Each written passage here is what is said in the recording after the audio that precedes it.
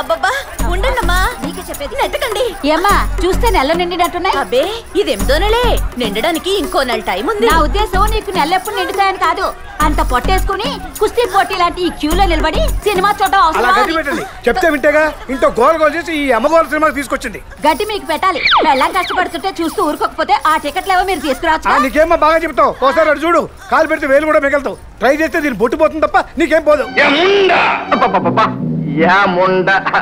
సున్నా తీసేయండి సార్. చంద్రమాస్టారు మీరా? కాదు, జయప్రదని. నీతో సినిమా చూడాలనిపించి శారీ తీసి ప్యాంట్ తీసుకొచ్చా. ఇక్కడ కాదు, అక్కడ చూడండి. నాకు చిన్న సందేహం, ఏమది ఇక్కడ ఈక్వాలిటీ బిఫోర్ లా ఉన్నదా?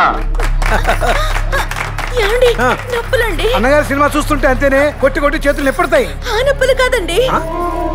ఈ నొప్పులా? ఇప్పుడు 8వ నెల కదా. ప్రారంభం. ఎవరన్నా సాయి చేయడమ్మా? దడిగట్టండి.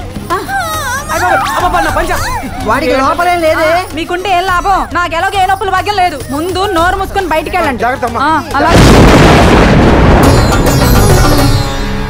చంద్ర గారు ఏమి కంగారు పడకండి, ఏమీ జరగదు. లోపల ప్రసవం జరుగుతుంటే ఏమి జరగదని చెప్తావేంటయ్యా?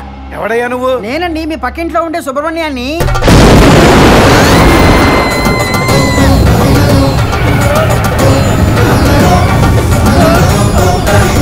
ఏమండి మీకు మగబిడ్డ అనుకున్నానే.